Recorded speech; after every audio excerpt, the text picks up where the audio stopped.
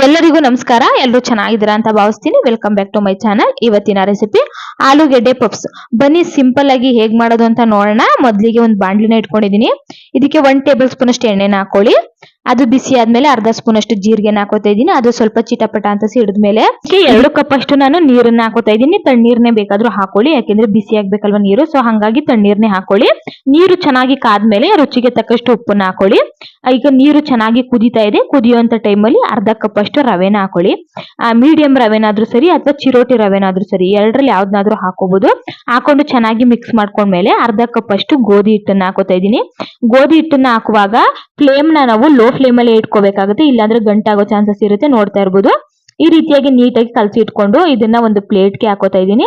ಹಾಕೊಂಡು ಇದನ್ನ ಹಾರೋದಿಕ್ಕೆ ಬಿಟ್ಬಿಡೋಣ. ಇದು ಸಂಪೂರ್ಣವಾಗಿ ತಣ್ಣಗಾಗ್ಬೇಕು. ಇವಾಗ ಅದೇ ಪ್ಯಾನ್ಗೆ ನಾನು ಮತ್ತೆ 2 ಟೇಬಲ್ ಸ್ಪೂನ್ ಅಷ್ಟು ಎಣ್ಣೆನ ಹಾಕೋತಾ ಇದೀನಿ. ಸ್ವಲ್ಪ ಎಣ್ಣೆ ಬಿಸಿ ಆದ್ಮೇಲೆ 2 ಹಸಿರು ಮೆಣಸಿನಕಾಯಿನ ಕಟ್ ಮಾಡಿ ಹಾಕೋತಾ ಇದೀನಿ.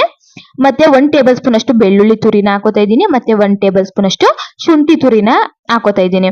ಈ ತರ ತುರ್ದ ಹಾಕೊಳ್ಳೋದು ಇಷ್ಟ ಇಲ್ಲ ಅಂದ್ರೆ ಬೇಕಿದ್ರೆ ಶುಂಠಿ ಬೆಳ್ಳುಳ್ಳಿ ಪೇಸ್ಟ್ ಕೂಡ ಹಾಕೋಬಹುದು. ಅದು ಫ್ರೈ ಆದ್ಮೇಲೆ ಇವಾಗ 2 ಸ್ಪೂನ್ ಅಷ್ಟು ಕಡಲೆ ಬೀಜನ ಹಾಕೋತಾ ಇದೀನಿ. ಮತ್ತೆ ಸ್ವಲ್ಪ ಕರಿಬೇವಿನ ಸೊಪ್ಪನ್ನ ಹಾಕೋತಾ ಇದೀನಿ.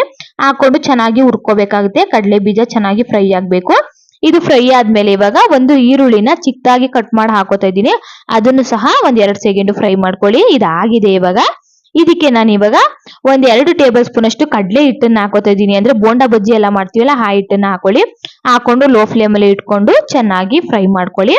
ಇದು ಫ್ರೈ ಆದ್ಮೇಲೆ ಇವಾಗ ಇದಕ್ಕೆ ಅರ್ಧ ಸ್ಪೂನ್ ಅಷ್ಟು ರೆಡ್ ಚಿಲ್ಲಿ ಪೌಡರ್ನ ಹಾಕೋತಾ ಇದ್ದೀನಿ. ಮತ್ತೆ 1 ಟೇಬಲ್ ಸ್ಪೂನ್ ಅಷ್ಟು ಧನಿಯಾ ಪೌಡರು, 1 ಟೇಬಲ್ ಸ್ಪೂನ್ ಅಷ್ಟು ಪೆಪ್ಪರ್ ಪೌಡರ್ನ ಹಾಕೋತಾ ಇದ್ದೀನಿ. ಸ್ವಲ್ಪ ಅರಿಶಿನ ಪೌಡರ್ ಇದನ್ನು ಸಹ ಹಾಕೊಂಡು ಚೆನ್ನಾಗಿ ಫ್ರೈ ಮಾಡ್ಕೋಬೇಕಾಗುತ್ತೆ. 2 ಸೆಕೆಂಡ್ ಫ್ರೈ ಮಾಡ್ಕೊಳ್ಳಿ. ಮಸಾಲೆ ಘಾಟ್ ಸ್ಮೆಲ್ ಎಲ್ಲ ಹೋಗ್ಬೇಕು. ಇವಾಗ ರುಚಿಗೆ ತಕ್ಕಷ್ಟು ಉಪ್ಪನ್ನ ಹಾಕೊಳ್ಳಿ. ಹಾಕೊಂಡು ಚೆನ್ನಾಗಿ ಒಂದ್ಸಲ ಮಿಕ್ಸ್ ಮಾಡ್ಕೊಳ್ಳಿ. ಮಿಕ್ಸ್ ಮಾಡ್ಕೊಂಡ್ಮೇಲೆ 3 ಆಲೂಗೆಡ್ಡೆನ ಬೇಯಿಸಿಟ್ಕೊಂಡಿದ್ದೀನಿ, ಸಿಪ್ಪೆ ತೆಗೆದು ಬೇಯಿಸಿಟ್ಕೊಂಡಿದ್ದೀನಿ. ಅದನ್ನು ಕೂಡ ಹಾಕೊಂಡು ಚೆನ್ನಾಗಿ ಒಂದಕ್ಕೊಂದು ಬೆರೆಯೋ ರೀತಿ ಮಿಕ್ಸ್ ಮಾಡ್ಕೊಳ್ಳಿ. ಹಾಕಿರುವಂತ ಮಸಾಲೆ ಎಲ್ಲ ಆಲೂಗೆಡ್ಡೆಗೆ ಚೆನ್ನಾಗಿ ಇಟ್ಕೋಬೇಕು. ಅಲ್ಲಿ ತನಕ ಮಿಕ್ಸ್ ಮಾಡ್ಕೊಳ್ಳಿ. ಮಿಕ್ಸ್ ಆದ್ಮೇಲೆ ಅರ್ಧ ಸ್ಪೂನ್ ಅಷ್ಟು ಚಾಟ್ ಮಸಾಲಾನ ಹಾಕೊಂಡು ಚೆನ್ನಾಗಿ ಮಿಕ್ಸ್ ಮಾಡ್ಕೊಂಡ್ಮೇಲೆ ಇದಕ್ಕೆ ಲಾಸ್ಟ್ ಅಲ್ಲಿ ಸ್ವಲ್ಪ ಕೊತ್ತಂಬರಿ ಸೊಪ್ಪನ್ನ ಉದುರಿಸ್ಕೊಂಡ್ರೆ ನಮ್ಗೆ ಆಲೂಗೆಡ್ಡೆ ಸ್ಟಫಿಂಗ್ಸ್ ರೆಡಿ ಆಯ್ತು. ಇವಾಗ ಸ್ವಲ್ಪ ಆರೋದಿಕ್ಕೆ ಬಿಟ್ಬಿಡೋಣ, ಯಾಕೆಂದ್ರೆ ಉಂಡೆ ಕಟ್ಟೋದಿಕ್ಕಾಗಲ್ಲ. ಅಷ್ಟರಲ್ಲಿ ನಾವು ಒಂದು ಪೇಸ್ಟ್ ನ ತಯಾರು ಮಾಡ್ಕೊಳ್ಳೋಣ. ಒಂದು ಬೌಲ್ ನ ಇಟ್ಕೊಂಡು 1 ಕಪ್ ಅಷ್ಟು ಮೈದಾನ ಹಾಕೊಂಡಿದೀನಿ. ರುಚಿಗೆ ತಕ್ಕಷ್ಟು ಉಪ್ಪನ್ನ ಹಾಕೋತಾ ಇದೀನಿ. ಅರ್ಧ ಸ್ಪೂನ್ ಅಷ್ಟು ರೆಡ್ ಚಿಲ್ಲಿ ಫ್ಲೇಕ್ಸ್ ನ ಹಾಕೋತಾ ಇದೀನಿ. ಮತ್ತೆ ಅರ್ಧ ಸ್ಪೂನ್ ಅಷ್ಟು ಅಜ್ವೈನ್ ಅನ್ನ ಹಾಕೋತಾ ಇದೀನಿ. ಹಾಕೊಂಡು ಅರ್ಧ ಸ್ಪೂನ್ ಅಷ್ಟು ಎಳ್ಳನ್ನ ಹಾಕೋತಾ ಇದೀನಿ. ಕಪ್ಪು ಎಳ್ಳನ್ನ ಹಾಕೋತಾ ಇದೀನಿ. ಮತ್ತೆ 1 ಟೇಬಲ್ ಸ್ಪೂನ್ ಅಷ್ಟು ನಾನು ಬಿಳಿ ಎಳ್ಳನ್ನು ಕೂಡ ಹಾಕೋತಾ ಇದೀನಿ. ಹಾಕೊಂಡು ಸ್ವಲ್ಪ ನೀರನ್ನ ಹಾಕೊಂಡು ಚೆನ್ನಾಗಿ ಕಲ್ಸ್ಕೊಳ್ಳಿ. ನಮ್ಗೆ ಇದು ಪೇಸ್ಟ್ ರೀತಿ ಆಗ್ಬೇಕು, ಅಲ್ಲಿ ತನಕ ಕಲ್ಸ್ಕೊಳ್ಳಿ. ನೋಡ್ತಾ ಇರ್ಬೋದು. ನೀವು ಇಷ್ಟ ಆದ್ರೆ ಸಾಕು. ಇವಾಗ ಇದಕ್ಕೆ ಸ್ವಲ್ಪ ಕೊತ್ತಂಬರಿ ಸೊಪ್ಪನ್ನ ಉದುರಿಸ್ಕೊಂಡು ಮಿಕ್ಸ್ ಮಾಡ್ಕೊಂಡ್ರೆ ನಮ್ಗೆ ಪೇಸ್ಟ್ ರೆಡಿ ಆಯ್ತು. ಆಲೂಗೆಡ್ಡೆ ಸ್ಟಫಿಂಗ್ಸ್ ಕೂಡ ಇವಾಗ ತಣ್ಣಗಾಗಿದೆ. ಇದನ್ನ ಚಿಕ್ಕ ಚಿಕ್ಕ ಉಂಡೆಗಳಾಗಿ ಮಾಡ್ಕೊಳ್ಳೋಣ. ಅಂದ್ರೆ ನಿಂಬೆಹಣ್ಣು ಗಾತ್ರಕ್ಕೆ ಮಾಡ್ಕೊಳ್ಳಿ ಸಾಕು, ತುಂಬಾ ಮಂದವಾಗಿ ಮಾಡ್ಕೊಳ್ಳಿಕ್ ಹೋಗ್ಬೇಡಿ. ಇದನ್ನ ಉಂಡೆ ಮಾಡಿ ಇಟ್ಕೊಂಡ್ಮೇಲೆ ಹಿಟ್ಟನ್ನು ಕೂಡ ಚೆನ್ನಾಗಿ ನಾದ್ಕೊಂಡು ಸ್ವಲ್ಪ ಹಸಿಟ್ಟನ್ನ ಉದುರಿಸ್ಕೊಂಡು ನಾವು ಚಪಾತಿ ಎಲ್ಲ ಯಾವ ರೀತಿಯಾಗಿ ತಡ್ತೀವೋ ಆ ರೀತಿಯಾಗಿ ತಟ್ಟಿಟ್ಕೊಂಡು ಇದನ್ನ ಸ್ಕ್ವಯರ್ ರೀತಿಯಾಗಿ ನಾವು ಕಟ್ ಮಾಡ್ಕೋಬೇಕಾಗುತ್ತೆ. ನೋಡ್ತಾ ಇರ್ಬೋದು. ಇಷ್ಟು ಮಂದ ಇದ್ರೆ ಸಾಕು.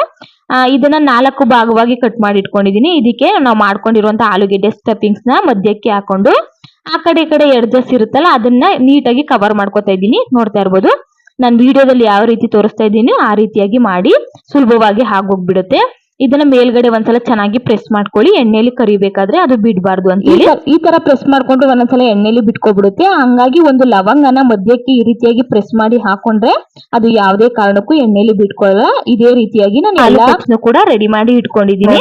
ನಾವು ಮಾಡ್ಕೊಂಡಿರೋ ಲಿಕ್ವಿಡ್ ಏನಿದೆ ಅದಕ್ಕೆ ಇವಾಗ ಆಲೂ ಪಪ್ಸ್ ನ ಒಂದ್ಸಲ ಅದ್ದಿ ಅದನ್ನ ನೀರನ್ನೆಲ್ಲ ಸೋದಿಸ್ಕೊಂಡು ಎಣ್ಣೆಲಿ ಬಿಟ್ಕೋಬೇಕಾಗುತ್ತೆ. ಈ ರೀತಿ ಮಾಡೋದ್ರಿಂದ ಎಳ್ಳೆಲ್ಲ ಹಾಕಿರೋದ್ರಿಂದ ತಿನ್ನುವಾಗ ಬಾಯಿಗೆ ತುಂಬಾ ಚೆನ್ನಾಗಿರುತ್ತೆ. ಆ ಎಳ್ಳೆಲ್ಲ ಸಿಗುವಾಗ ತುಂಬಾ ಚೆನ್ನಾಗಿರುತ್ತೆ ರುಚಿ ಅಂತಾನೆ ಹೇಳ್ಬೋದು. ನೋಡ್ತಾ ಇರ್ಬೋದು.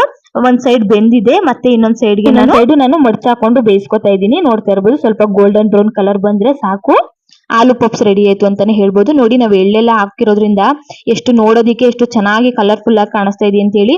ತುಂಬಾನೇ ಚೆನ್ನಾಗಿರುತ್ತೆ. ಮಕ್ಕಳಂತೂ ತುಂಬಾ ಸಿಕ್ಕಾಪಟ್ಟೆ ಇಷ್ಟಪಟ್ಟು ತಿಂತಾರೆ ಅಂತಾನೆ ಹೇಳ್ಬೋದು. ಟೊಮೊಟೊ ಕೆಚಪ್ ಜೊತೆ ತಿನ್ಬೋದು, ಇಲ್ಲಾಂದ್ರೆ ಹಾಗೆ ಕೂಡ ತಿನ್ಬೋದು. ಹಾಗೆ ಕೂಡ ತಿಂದ್ರು ಕೂಡ ತುಂಬಾ ಚೆನ್ನಾಗಿರುತ್ತೆ. ಆಲೂ ಪಪ್ಸ್ ರೆಸಿಪಿ ಇಷ್ಟ ಆಗಿದ್ರೆ ಲೈಕ್ ಮಾಡಿ, ಶೇರ್ ಮಾಡಿ, ಕಮೆಂಟ್ ಮಾಡಿ. ಮತ್ತೆ ಸಿಗ್ತೀನಿ ಮುಂದಿನ ವಿಡಿಯೋ.